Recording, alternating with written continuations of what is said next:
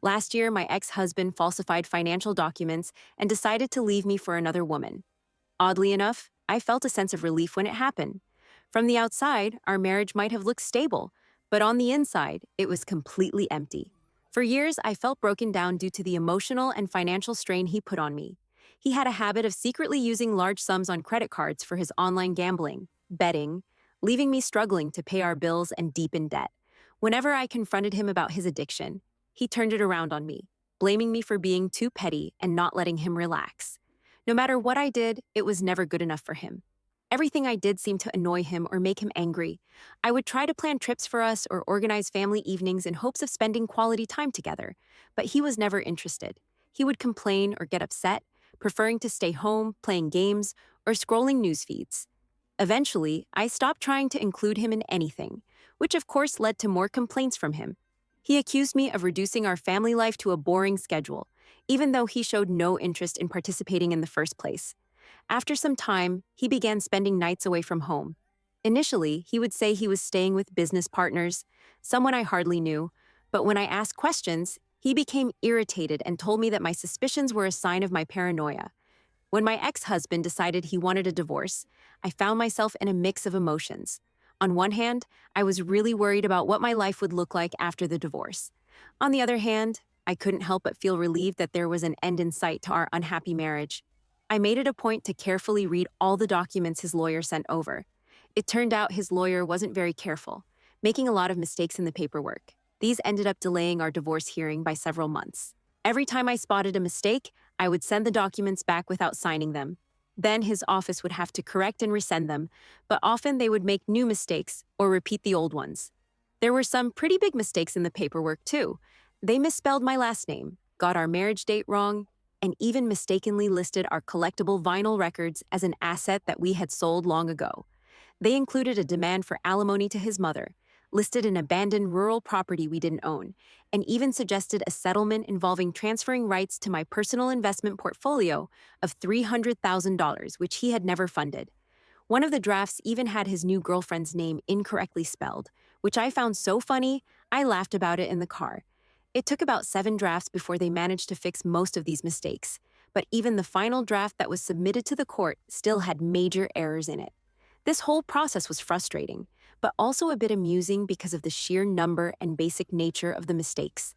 It made a difficult situation a little more bearable, knowing that at least these mix-ups were slowing things down and giving me time to prepare for what was next. During our divorce proceedings, my ex-husband's lawyer tried to make a case in front of the judge that I should cover all the court and legal fees.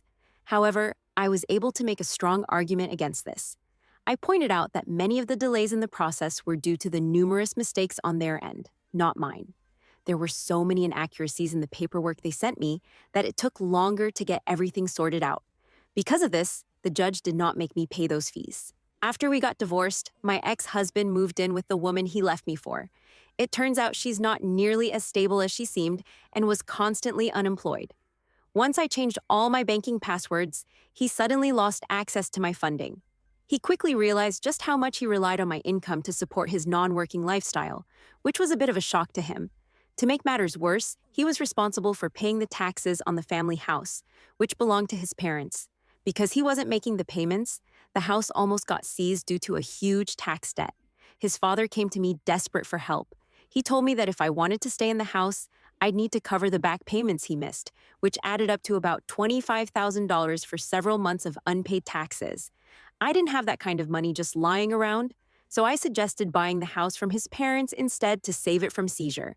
To my surprise, they agreed. And now I own the house that once belonged to my ex-husband's family. It's been a year since the divorce was finalized. I've received a promotion at work which came with a nice pay increase. I'm still living in the same house, working on making improvements whenever I can afford to. I haven't found a new partner, but through professional networking, I've been meeting new people and enjoying my independent life. Looking back, it's almost funny how my ex-husband left stability for someone who turned out to be far from what he expected, and his actions nearly caused the loss of a family inheritance. In a way, his decision to divorce me ended up being a huge favor to me, even if it didn't seem like it at the time. He might try to come back to you when he realizes the grass isn't greener on the other side. But remember, don't let his tears sway you, and make sure you never take him back. Now for my update. November 15th is coming up. marking 1 year since my divorce was finalized. In this past year, I've taken significant steps to improve myself. I started seeing a financial consultant who encouraged me to focus on personal growth, and that's exactly what I've been doing. I've changed my financial habits and started investing, which led me to increase my savings by over $50,000. Kickboxing has always been a passion of mine, so I got back into playing regularly and even started participating in local amateur competitions. On top of that, I rediscovered my love for mastering languages, setting a goal to learn a new level every month. My efforts have paid off at work too. I received a large bonus and a promotion to department head, which has made it much easier for me to take care of myself and my child. Despite all these positive changes, my ex-husband suddenly wants to be part of our lives again. His latest relationship with the woman he thought was his savior has turned into constant arguments over his debts. His companion turned out to be prone to drug use, and one recent episode was so severe that the police escorted him out of her apartment. Our child was with him at the time and had to spend the night with social services. Despite the evidence, my ex-husband refuses to admit what happened. Just last night, I attended a family party. This side of the family and I have always gotten along well, and they invited me over. I was polite to my ex-husband but kept my distance, choosing not to engage in conversation with him. However, his family seems to have convinced him that we're still in love, which couldn't be further from the truth. My ex-husband might have been okay with how things were in our marriage, but I certainly wasn't happy at all. I became so withdrawn and unresponsive, almost like I was just there as another source of money for him. In the last 2 years we were together, he emotionally and financially manipulated me constantly. During our final year as a married couple, he was actively looking for easy money through his bets and new contacts. Every time I tried to talk to him about his addiction, he denied everything and ran off to his partners. When I finally caught him red-handed, trying to take out a new loan in my name, he blamed me, saying it was because I wasn't supportive enough of his success. The truth was, I was giving him all my earnings after paying our bills. I hadn't even bought myself new gadgets or quality clothes for years because of how tight money was. Then, out of the blue, he turned up at my exhibition. After the presentation, he asked me if I was ready to move back in with him. I was totally taken aback and asked him why on earth I would do something like that. He launched into this whole story about how we're still connected, we have a kid together, and how it would be better for our child if we raised them together. I had to tell him straight that I don't have any love or trust left for him at all. I even reminded him that he still owes me over $11,000 for covering his old debts. His response? He said he'd pay me back if we moved in together. That's when I couldn't hold back and just burst out laughing so hard that I doubled over. Seeing me laugh, he started crying, which honestly just made me laugh even harder. Maybe it wasn't the kindest reaction, but after everything I've been through and all the effort I've put into bettering myself, the idea of going back to him, to the very person who caused me so much pain, just seemed like the worst possible decision. My child still holds a lot of affection for his father, and I would never do anything to damage their relationship. I believe if there's any turning away to be done, he'll manage that on his own with his actions. The idea that he suggested we move back in together took me by surprise. He didn't offer any apologies or show any signs of regret for his past actions. Instead, he just boldly proposed we start living together again, acting as if he's bringing something valuable to the table. This kind of thinking on his part is pretty out there. And then there's our child, who had to go through the distressing experience of seeing his father in a harmful situation. That's something that could really affect him deeply. I think it's important to try and secure full custody to protect him from being in such a harmful environment again. Moving on to my latest news, I've met someone really special. I understand that healing from all these events will take time for everyone involved, but I'm hopeful that we can all find our own versions of happiness. This past year has been a roller coaster for me. I celebrated the first anniversary of my divorce on November 15th. Since then, I've been focusing on self-improvement through therapy and dating. I've met some fantastic people, and admittedly a few that weren't a great match for me. Just this Monday, my ex-husband came across a Facebook post from my new partner, Senia. Senia had shared some photos from a wonderful business conference we took together over the weekend. We enjoyed a delicious dinner, discussed strategies, and generally had an incredible time, capturing lots of fun moments in photos. I'm not usually one to document my dates with pictures, but I really like Senia, so when she asked if she could post our pictures and tag me, I was happy to agree. I was pretty sure sharing those photos would stir up some drama, but the reaction I received from my ex-husband and his family was astonishingly intense. Let me give you a bit more background to paint the whole picture. My ex husband was leading an active parallel life for over a year before we officially ended our marriage, using our joint finances. He was seeing someone else even before we separated and moved in with his new companion while our divorce was still being processed. Now we've been divorced for a year. Throughout our marriage, my ex husband was both emotionally and financially manipulative and harmful towards me. Unfortunately, he continues to be abusive, but after I posted those photos, he dropped to an entirely new level of hostility and disrespect towards me. On Monday, he twisted the story to make it look like I was the one who had been unfaithful. He complained about how shameful it was for me to humiliate him by sharing pictures on social media, where I'm seen with other people. He accused me of selfishness and insensitivity for not considering his feelings, and labeled me a coward for hiding that I'm seeing other people. He even claimed that by my actions, I've destroyed any hope of us ever getting back together, saying that any love he still had for me was killed off by my betrayal. The whole time he was making these accusations, he was shouting at me on the phone. Meanwhile, I couldn't help but find the irony of her claims hilarious. I just laughed as he spent a good 30 minutes ranting about how I supposedly ruined our relationship and betrayed him, despite him being the one who committed financial fraud and was abusive throughout our relationship. When my ex husband asked me about my fidelity during our marriage, I was clear with him. I'd been completely faithful and loyal until our relationship officially ended. He didn't stop there, though. He went on to question me about my dating life since our divorce.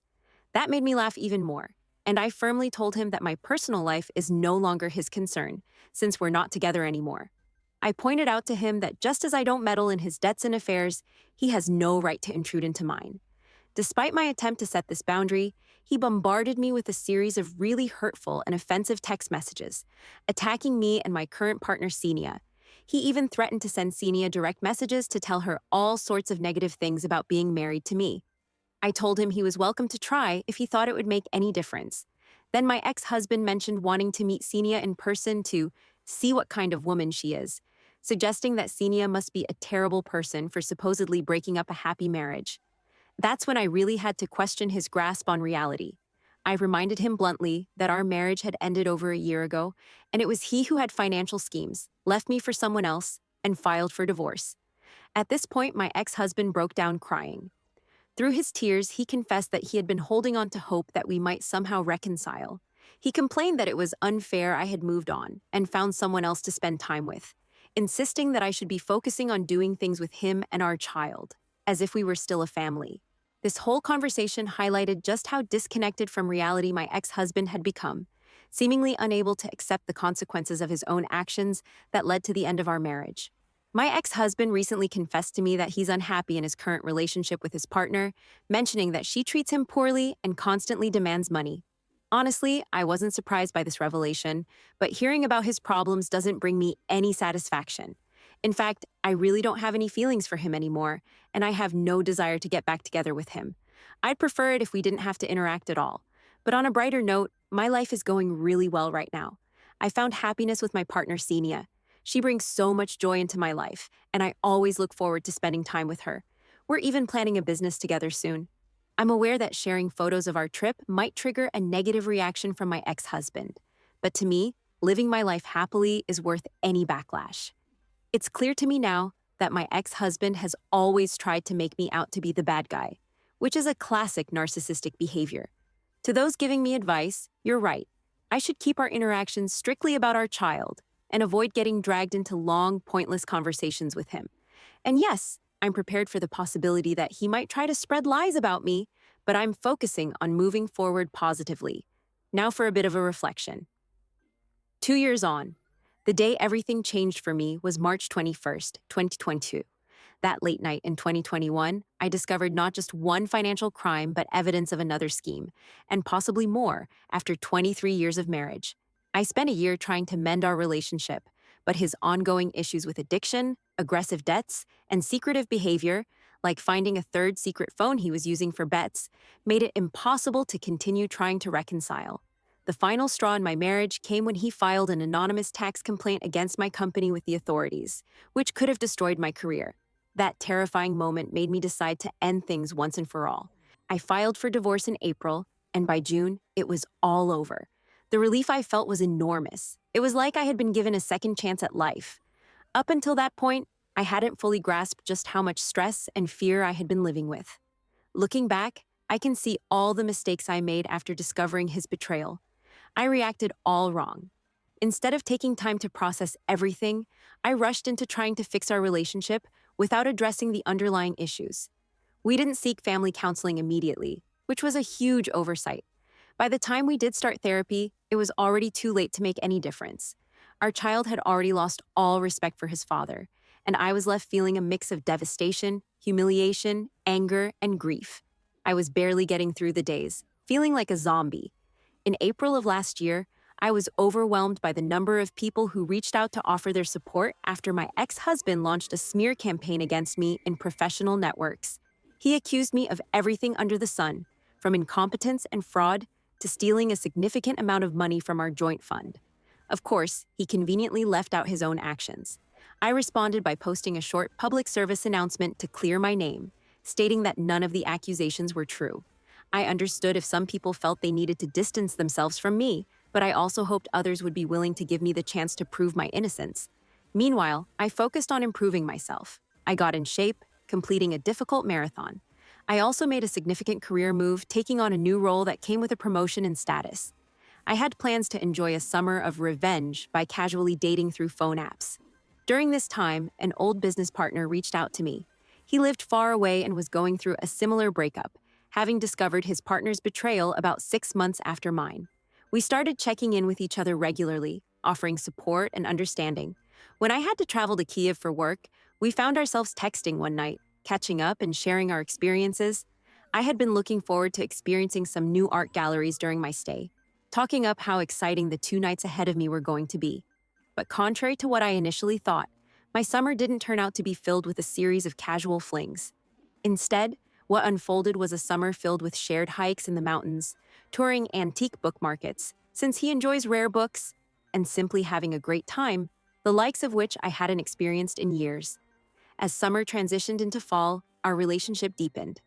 We got to meet each other's families, spent Christmas with his family, and even took a trip to Berlin for a long weekend. All these experiences brought us closer. Now, as I celebrate my 52nd birthday, I find myself genuinely happy. The last couple of birthdays were pretty rough, but this one feels special and exciting because he's on his way to move in with me. He's an architect and managed to quickly find a job in my city. He's decided to keep his own house and let his brother rent it out. If a friend were in my situation, I might have cautioned them that it's too much too soon. But for us, it just feels like the right move. We're not rushing into marriage or anything like that. We're just two people who are tired of trying to match our schedules and missing out on time together. We're moving in together to see if our relationship is as strong as we believe it to be. On this forum, a lot of people talk about karma or getting revenge on their exes. In my case, my ex still sends me angry messages in the work chat often, saying he wishes we were still together. It's a mix of apologies and blaming me for our breakup. Half the time he's sorry, and the other half he still thinks everything was my fault. But the truth is, I'm much happier now without him. I'm less stressed, and I've met someone incredible. He's amazing, way more than I ever expected to be with, and he's really into me, even though I sometimes worry it's too good to be true. So, in a way, I feel like I've already gotten the best kind of revenge, by just living my life well. My message to you all is that even though what happened to you because of your spouse or partner was devastating, it's possible to move past it and find happiness again. Sometimes they don't realize the good thing they had until it's gone. But once you're on the other side, you might see that you're actually better off. I shared my story to inspire you not to give up, no matter how tough things get. It's never too late to make a fresh start. Remember to put yourself first and have faith in your ability to recover and thrive. Things really can improve. I managed to start a new life at 50, proving it's possible at any age. And that wraps up today's update. If you're following along, don't forget to like and subscribe so you won't miss future stories. Until next time, goodbye.